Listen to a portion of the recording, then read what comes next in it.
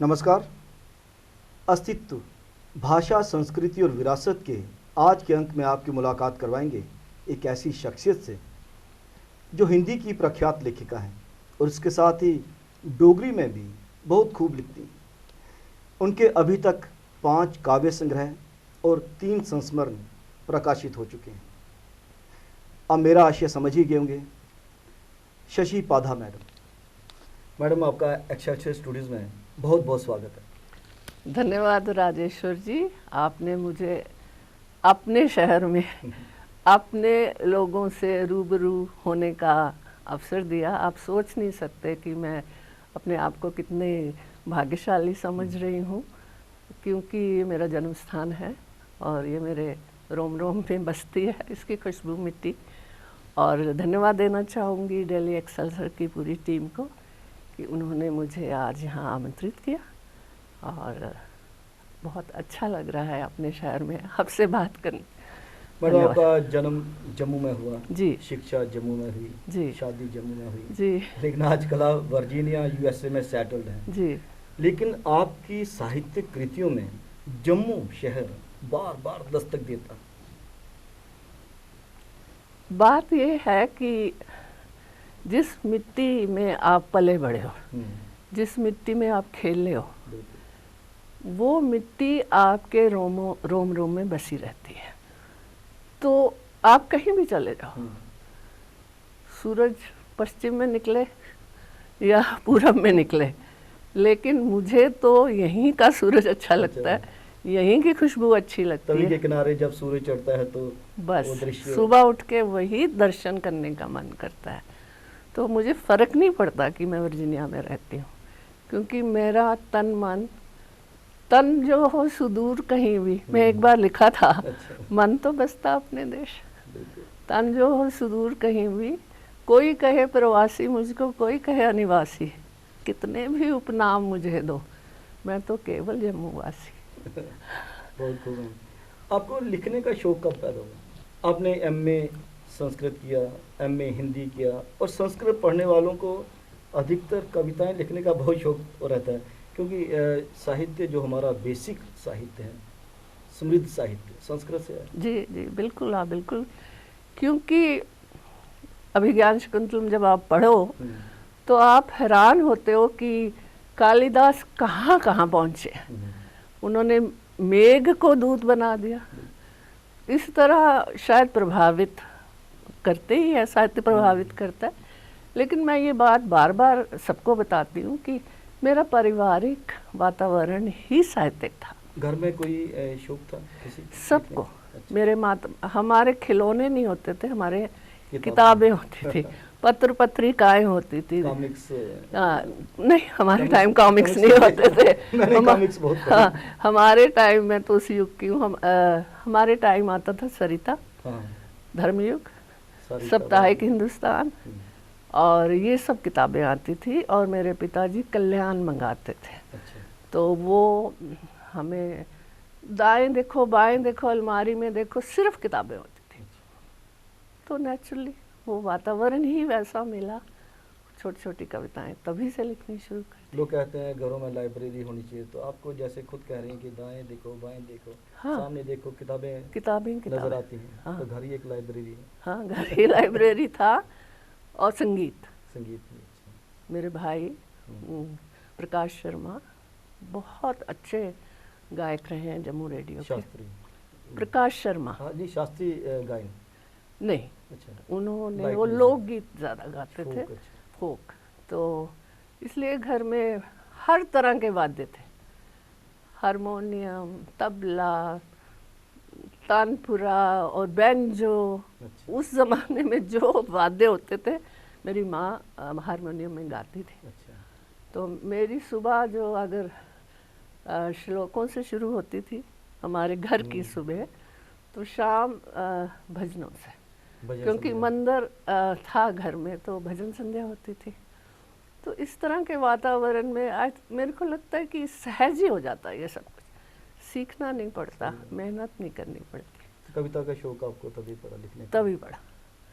छोटी छोटी कविताएं लिखती थी और अपने पिताजी को सुनाती थी, वो हंस देते थे और कहते थे कि अभी बहुत काम करना है, पर तो इसमें तो साहित्य एक ऐसी चीज़ है जिसमें परफेक्शन हो नहीं सकती। जितना ज़्यादा स्टडी करोगे, जितना ज़्यादा लिखोगे, तो लिखने वाला सोचता है मैं कहीं फिर कुछ अभी छूट भी रहा है मुझसे, अभी भी है ना? जी। तो लेकिन शुरू कर दिया था, और रेडियो स्टेशन में छोटी छोटी कविताएं सुनाती थी। मैं रेडियो आर्टिस्ट थी अच्छा। एज ए चाइल्ड, हम्म, और फिर वहाँ के ड्रामास किए, अच्छा संस्कृत प्ले किए। अच्छा। हाँ, रेडियो में, जम्मू हाँ, रेडियो जम्मू में। रेडियो का जो नाटक थे वो सीमा पार से भी बहुत ज़्यादा सराहे जाते थे। बहुत ज़्यादा। तो अभी भी मैं आपको बताऊं, वर्जीनिया से पेंसिल्वेनिया एक हमारे स्टेट है, वो कोई है सेतु पत्रिका के संपादक, तो उन्होंने मुझे कहा है कि मैम आप जा रहे, दीदी आप जा रहे हो जम्मू रेडियो में जा कर के जो पुराने प्रोग्राम होते थे उनके रिकॉर्डिंग्स होंगी, नहीं तो उनके नाम लेते आइए। अच्छा। कि हाँ, मैं उनके बारे में लिखूंगा, राइट अप लिखेंगे। राइट अप लिखना चाहते हैं। तो इस तरह ये वातावरण घर से ही आपके मिला। जो कविता संग्रह हैं, काव्य संग्रह हैं, जो उनके जो टाइटल्स हैं बड़े खूबसूरत हैं। जैसे पहला काव्य संग्रह पहली किरण, पहले किरण, फिर मानस मंथन, हम्म, फिर अनंत की ओर, जी, लौट आया मधुमास, मधुमास, हाँ, मौन की आहटें। हाँ, टाइटल चुनना भी बड़ा डिफिकल्ट बहुत काम है। बहुत डिफिकल्ट है। और अब आप बता रहे हो तो फर्स्ट टाइम मुझे ये लग रहा है कि ये शायद मेरी जीवन यात्रा का प्रोसेस है, अच्छा। क्योंकि पहली किरण जो थी, हाँ, सिस्टमेटिक देखे ना, हाँ, सीक्वेंस बनते गए हाँ, बाद में। पहली किरण के वक्त मैं शायद उस उम्र में थी कि मुझे धूप, मतलब धूप में सब कुछ प्रेम, प्रेम, प्रकृति सब दिखाई देता था। उसके बाद मैं उस स्टेज में आ गई जब मैं सोचने लगी कि मैं दार्शनिक हो गई, और सोचने लगी कि मेरे अंदर क्या है, बाहर क्या, रिश्तों में क्या है, इसलिए मानस मंथन आ गया। उसके बाद आया अनंत की ओर, क्योंकि और ज़्यादा मैं उस तरफ चली गई जहाँ मैं जाना चाहती हूँ। आध्यात्मिक, आध्यात्मिक, आध्यात्मिक मैं उसको नहीं कहूँगी कि मैं जपने लग जाऊँ, अपने आप की सर्च। अपने आप की सर्च मैं उस ओर, तो इसीलिए अनंत की ओर खोज, मेरी ओर से उस तरफ की खोज है कि क्या मैं सही हूँ, क्या मैं गलत हूँ, मैं कैसे अपने आप को बेहतर बनाऊँ रिश्तों में। हाँ, क्योंकि मुश्किल होता है। तो फिर वो अनंत की ओर मुझे उससे एक्चुअली मुझे उससे बहुत प्रोत्साहन मिलता था कि अगर मैं अनंत में कुछ ढूंढूं तो शायद मुझे सारे उत्तर मिल जाएंगे। हाँ, अनंत के आगे फिर क्या? उसके आगे कुछ नहीं है ना। हाँ, और फिर लौट आया मधुमास, तो अचानक बसंत जब आया तो एक कविता लिखी, आज मेरे अंगना में लौट आया मधुमास प्रिय, क्या तुम भी हो मेरे पास प्रिय। तो बस वो जब कविता लिखी गई तो किताब का टाइटल हो गया। ये बड़े खूबसूरत। उसके बाद एक आपकी जो लास्ट काव्य संग्रह है मौन की आहट है। हाँ, इसमें बहुत कुछ टाइटल भी कन्वे करता है। हाँ, बस ये है कि धीमे धीमे धीमे मौन भी बोलता है। मौन बोलता है, समझने मौन, वाला चाहिए। यस, मौन बोलता, मौन मेरे ख्याल में ज़्यादा बोलता है। मौन ज़्यादा बोलता है। और फॉरेन लैंड में रहना, सच बोलूं तो आसान नहीं है। हाँ, आप अपने परिवेश से इतनी दूर जाकर बहुत मुश्किल हो जाता है, और फिर आप मौन से बात करते हो, मौन में अपना अस्तित्व ढूंढते हो, और उसकी आहट अच्छी लगती है। हमारे जो टाइटल है ना, अस्तित्व, हम भाषा के माध्यम से, संस्कृति और विरासत के माध्यम से अपने अस्तित्व को तलाशने की कोशिश करते हैं। अब वर्जीनिया में सेटल्ड है, वहाँ का माहौल अलग सा है, इंग्लिश वातावरण हो गया, वेस्टर्न कल्चर हावी रहता है। वहाँ पे रहकर आपने जिस तरह से हिंदी माध्यम से कविताओं को रचा, निबंध लिखे, और विशेषकर जो आपने सैनिकों की वीर शौर्य गाथाएं, उन पे जो आपने संस्मरण लिखे, वो बड़ी काबिल तारीफ बात है। आमतौर पर वेस्टर्न कल्चर से प्रभावित होकर आदमी की सोच भी उस तरफ जाती है। तो हिंदी का कैसा वातावरण है वहाँ पे, कितना प्रभाव है? मुझे लगता है हिंदी का बाहर काफ़ी लोग इस तरफ अग्रसर हैं। आप सोच भी नहीं सकते कि वहाँ हिंदी का कितना काम हो रहा है। इस कंट्री में रह करके लोगों को पता नहीं है कि वहाँ सच्ची बात ये है कि वहाँ लोगों का प्रोफेशन और है, शौक के यहाँ तौर पे। लोगों का प्रोफेशन भी यही है, हाँ। लेकिन वहाँ लोगों का प्रोफेशन है, कोई इंजीनियर है, कोई डॉक्टर है, कोई कॉर्पोरेट वर्ल्ड में है, लेकिन सैटरडे संडे निकाल के हिंदी के लिए इतना काम हो रहा है। काव्य गोष्ठियाँ होती हैं, घरों घरों में, मंदिर में क्लासेस, मैं वहाँ हिंदी मैंने पढ़ाई है। अच्छा। हाँ, यूनिवर्सिटी में हिंदी पढ़ाई है। देखिए यहाँ पे लोग पर्सनालिटी डेवलपमेंट के लिए, यहाँ पे अब बचपन में थे तो यूएसए में कौन सा सेंट होना चाहिए, यूके की इंग्लिश में कौन सा सेंट होना चाहिए, पर्सनालिटी डेवलपमेंट के लिए क्लासेस लगा करती थी। तो आप वहाँ पे क्लासेस लगाती थी हिंदी पढ़ाने के लिए? हाँ बिल्कुल बिल्कुल, अभी भी यही तो अभी भी अस्तित्व है। ऑनलाइन पढ़ाती हूँ। और 2 साल मैंने पढ़ाया, और मेरे जो स्टूडेंट्स थे वो ज़्यादातर चीनी भी थे, जापानी भी थे, अंग्रेज़ भी थे, और उनको डिफरेंट तरीके से पढ़ाते हैं। हम लोग कल्चरल बेस्ड लैंग्वेज पढ़ाते हैं, कि कल्चर से पहले इंट्रोड्यूस करते हैं ताकि उनको उसमें इंटरेस्ट आए और फिर हो जाए वो। हाँ इन्वॉल्व हो जाए। दिवाली है, ये है, और ग्रामर ये सिखा के। लेकिन सच्ची बात में मैं समझी वहाँ के हिंदी हिंदी के जो सेवक हैं, मैं आप समझिए आज मैं उनकी दूत बन के बोल रही हूँ, क्योंकि बहुत काम हो रहा है। कितनी तो मैगजीन्स निकल रही हैं, और सब काम जॉब से अलग है। मेरे ख्याल में जो हम जब भी सांस्कृतिक विरासत की बात करते हैं तो जॉब के साथ जब हम जुड़ते हैं तो वो तो हमारी नौकरी है। हाँ, अगर मैं अगर किसी एकेडमी में बैठ के एडिटर हूँ, हाँ, मैगजीन छाप रहा हूँ, हाँ, प्रकाशित कर रहा हूँ, हाँ, सभी की आर्टिकल्स या कहानियाँ कविताएं कंपाइल कर रहा हूँ, मेरा काम है। हाँ, I mean paid for that, है Yes, ना, मुझे yes, तो उसके वही पैसे भी- मिलते हैं, इसीलिए उसमें बता मैं रही क्या क्रेडिट दे रहा हूँ, इसीलिए बता रही है हूँ। ना। जैसे एक मैगजीन है सेतु, उसके जो संपादक हैं वो बहुत अच्छे बैंक्स अच्छा। के बहुत बड़े ऑफिसर हैं। या कनाडा से हिंदी चेतना आती है तो मैं उसकी सह संपादिका हूँ, तो संपादक मंडल में हूँ। तो वो लोग भी और काम करते हैं, लेकिन बहुत बढ़िया मैगजीन्स आ रही हैं। मतलब उससे बेटर हम काम कर पाते हैं ना, जब प्रोफेशन को एक तरफ रख के सिर्फ शौक यही के है, तौर पे हाँ, काम सिर्फ करते यही है कि सबको ये जुनून समझिए, जैसे मुझे है, कि पीढ़ी दर पीढ़ी हमने अपनी विरासत सौंपनी है, वो जुनून है। बहुत बड़ी बात है। भाषा और संस्कृति अदरवाइज तो खत्म हो जाएगी। बात देखिए, जब हम डोगरी की बात करते हैं, डोगरी हमारी मातृभाषा है जी, क्योंकि हमारा जो फॉर्मेट है बेसिकली हमें हिंदी में बात करनी है, लेकिन मैडम इतनी अच्छी डोगरी बोलती हैं, है ना, तो उससे ये लगता है कि इतने वर्ष बाहर रहने के बाद भी आप जड़ों से बिल्कुल जुड़ी हुई हैं। आपकी एक संस्मरण की किताब भी आ रही है। जी जी जी, यादों की अनुगूंज। यादों को मैंने यादों की पदचाप पहले सोचा था, फिर मैंने बोला नहीं, अनुगूंज है, क्योंकि वो मेरे दिमाग में हमेशा गूंजती रहती है।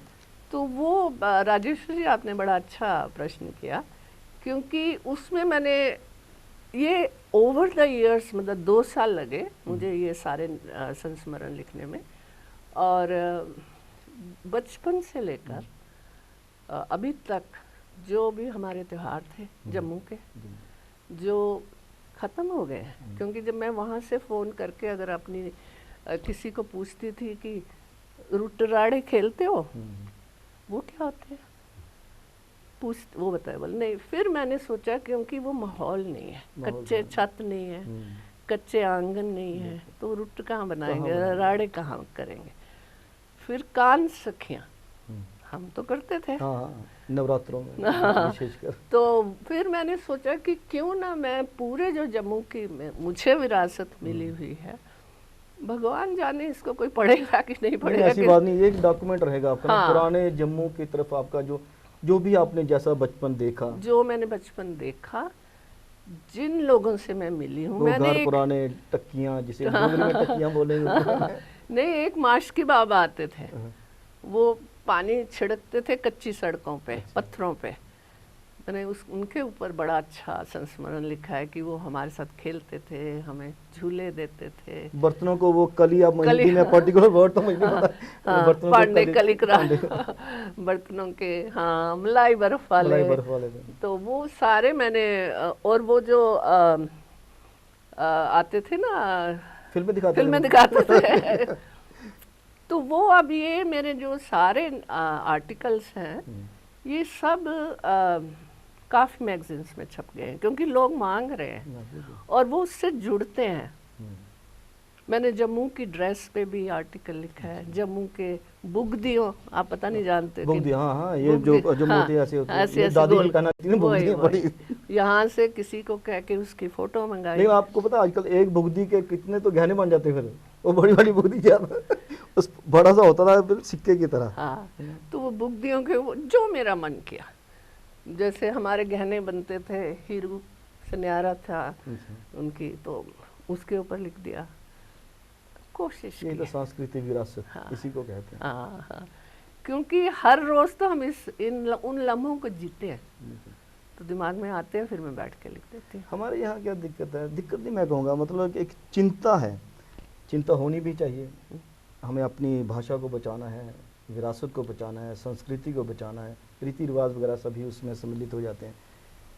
कुछ कथित तौर पर चिंतक क्या कहते हैं कि डोगरी का भविष्य अंधकारमय है, लेकिन जैसे आप खुद बता रही हैं कि वहाँ पे जैसे हिंदी का वातावरण है तो वहाँ पे डोगरी भी होगी, तो डोगरी जो नहीं भी जानते उनके आप उन तक पहुँचाते हैं अपनी सांस्कृतिक विरासत को। हाँ। जैसे आपने अनुगूंज, यादों की अनुगूंज वो लिखी किताब, तो वो लोग पढ़ेंगे, उधर से पढ़ेंगे। और उसमें मैं जो बीच में जो मैं डायलॉग लिखती हूँ वो मैं डोगरी में ही लिखती हूँ, कुछ पर्टिकुलर वर्ड्स ऐसे नहीं, वो डायलॉग लिखती हूँ, फिर हिंदी। हाँ, अच्छा। और जैसे अभी मैंने क्या शुरू किया है,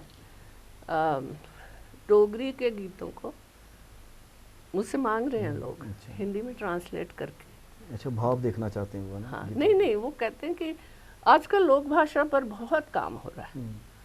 तो डोगरी में भी वहाँ पे आपकी ऐसे होती गतिविधियाँ रहती हैं? बहुत ज़्यादा, बहुत ज़्यादा। हम तो बड़े भाग्यशाली हैं, वहाँ से भी जुड़ते हैं हमारे साथ। हाँ, डोगरी संस्था के साथ। जी, जी, आपने एक बार डोगरी संस्था की ना जूम मीटिंग में एक कवि गोष्ठी हुई थी। जी जी, उसमें एक बड़ी खूबसूरत आपने कविता लिखी थी ना?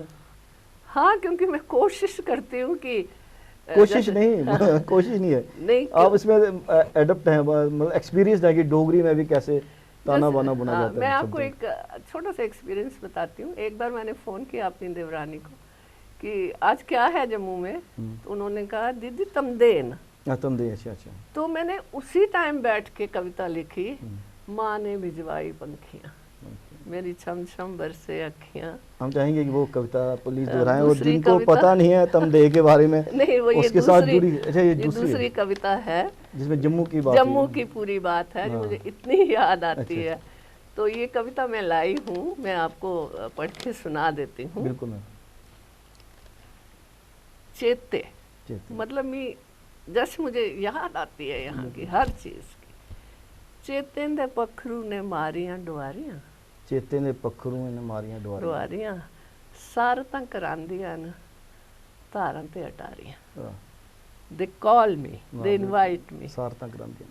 तविया दे कंडे जेले मान जाई बोंदा है, छलैपे दिखी नगरे दा बड़ा क्या पसंद है। क्योंकि आप तवी के कंडे बैठ जाओ तो आपको पूरा शहर दिखाई देता है। तभी तो जीवन देती है। हाँ। जम्मू को जिथे तुप्पे ने सुनने दियां कौडियां खिलारियां। ओह, क्या खूबसूरत शब्द है। Thank you. ए मंदिरें दी घंटियां सुरगे दा गान है। सुरगे दा गान, बिल्कुल। मंदिरें दी घंटियां सुरगे दा गान है। गास छुंदी कलसियां, जो हमारी जम्मू की पहचान है, गास छुंदी कलसियां जम्मू दा मान है। बावे आली पारा तारा से नित जोतां बालियां। दसो मना मिठरे बोल कदे भूल दे ना, कदे नहीं कभी नहीं भूलूंगी। ए बाऊ दे फंडूके न बल्ले बल्ले चुल दे।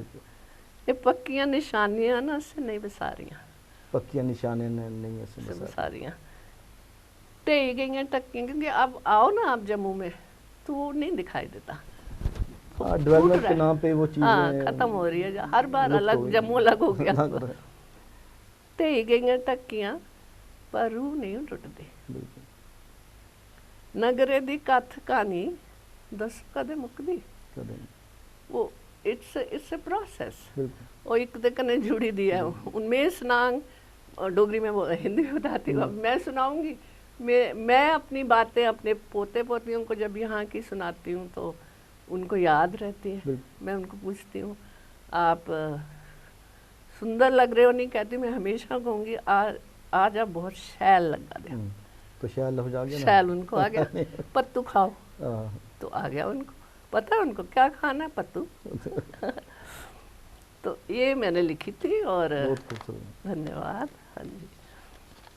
तो अस्तित्व की जैसे हम बात करते हैं तो भाषा संस्कृति और विरासत में को प्रचार देने में, प्रसार देने में, या उसको सहेज कर रखने में भाषा कभी भी बाधा नहीं बनती, नहीं है ना? ना, भाषा भी बाधा नहीं रहती, ये देश काल लांग जाती है ना। अब मैं वहाँ बैठी कर रही हूँ, लोग पढ़ रहे हैं, मुझे सुनते हैं, और मेरे जैसे हर कंट्री में लोग हैं कर रहे। आपने जो सैनिकों पे उनकी वीर गाथाएं, उन पे संस्मरण जो लिखे हैं, उसके बारे में कुछ जानना चाहेंगे?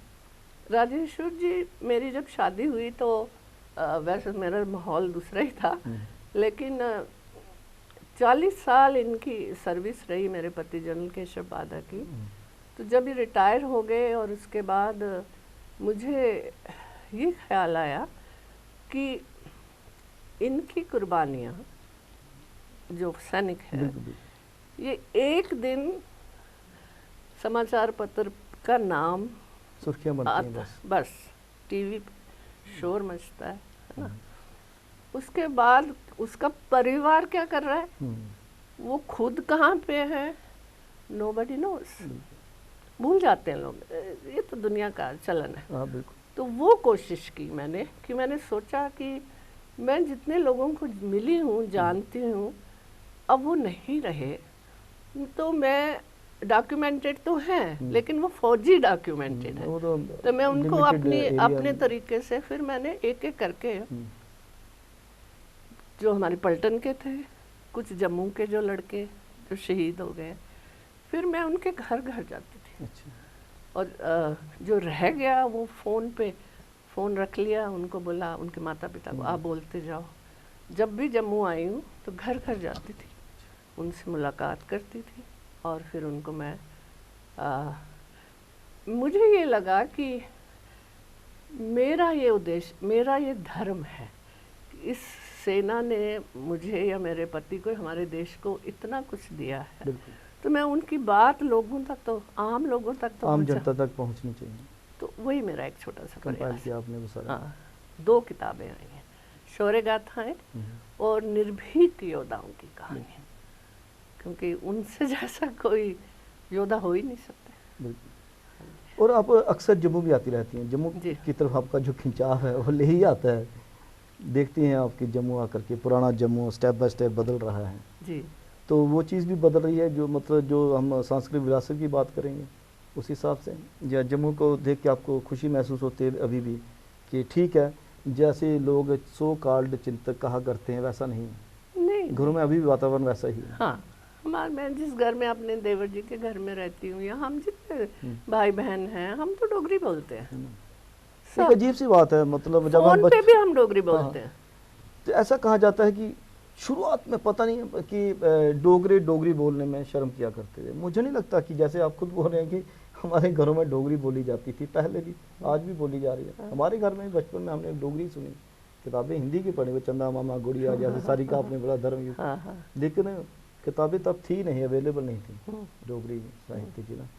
तो डोगरी में भी किताब लिखने की आपकी, हाँ, क्योंकि इतनी अच्छी कविताएं हैं, उनका संकलन नहीं, हाँ करूँगी, भगवान ने चाहा तो। सबसे बड़ी बात ये है कि मैं सच बताऊं तो मुझे शब्द ढूंढने पड़ते हैं डोगरी के, क्योंकि जब आते हैं मेरे दिमाग में तो मैं सोचती हूँ ये सही है कि नहीं। देखो जैसे आपने सारता इतना अच्छा वर्ड यूज किया, शब्दों की कमी कहाँ है? कमी नहीं है, पर मैं जब लिखती हूँ तो अभी मैं जैसे आज का प्रोग्राम है कुछ सुनाऊंगी भी, तो वहाँ भी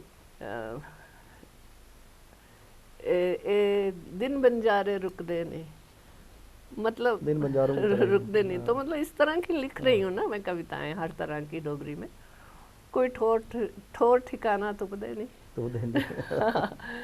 तो वो मैं करानी है, और मैं कोशिश ये भी करानी है, मैं लोगों में अप्रोच किया है कि तुम ट्रांसलेट भी करो, हाँ साढ़े ये तक बजाओ। बिल्कुल ये बड़े ज़रूरी है कि हमारा जो डोगरी साहित्य है वो बाहर ट्रांसलेट हो जाए, हाँ तो वहाँ का साहित्य डोगरी भाषा में अनुदित हो। हाँ, यही भाषा के विकास के लिए भी बहुत ज़रूरी है। बहुत पहले मैं समझती थी कि अनुवाद का इतना महत्व नहीं है, मैंने जोर नहीं दिया अपने लेखन में। लेकिन अब मैंने देखा है कि लोग अनुवाद को बहुत महत्व दे रहे हैं। अभी आप बताइए, नहीं तो डोगरी का साहित्य बाहर कैसे पहुंचेगा? बिल्कुल, चाहे मैं हिंदी में ट्रांसलेट करूं, चाहे मैं अंग्रेज़ी में ट्रांसलेट करूं, और जो संपादक होते हैं वो ये कहते हैं कि दोनों दीजिए हमें। मतलब अगर इस तरफ डोगरी की कविता है, हाँ, तो दूसरी हिंदी की है, ट्रांसलेशन हाँ, दीजिए हमें। नहीं सही।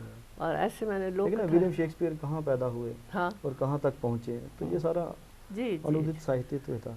एक्चुअली भाषा, और ये जो, मैं नहीं कहती कि भाषा किसी देश की या किसी स्टेट की या किसी की संपत्ति है। आप इसमें जितना मर्जी काम करो, जहाँ मर्जी पहुँचाओ इसको, सब तक पहुँचना चाहिए। सब तक पहुँचनी चाहिए। और अपनी मातृभाषा तो पहुँचनी चाहिए, पहुँचनी ही चाहिए। अब मेरा रुझान ज़्यादा हो गया है अनुवाद की, डोगरी के में काम करने का। अच्छा, हाँ, तो बड़ी अच्छी बात है कि डोगरी के जो अच्छे साहित्यकार रहे हैं उनका साहित्य बाहर जाएगा। बहुत साहित्य अच्छे कहानीकार हैं, बहुत अच्छे हैं। कवि हैं, जन कवि हैं। हाँ, उनका जाना चाहिए, लोगों तक पहुंचना चाहिए।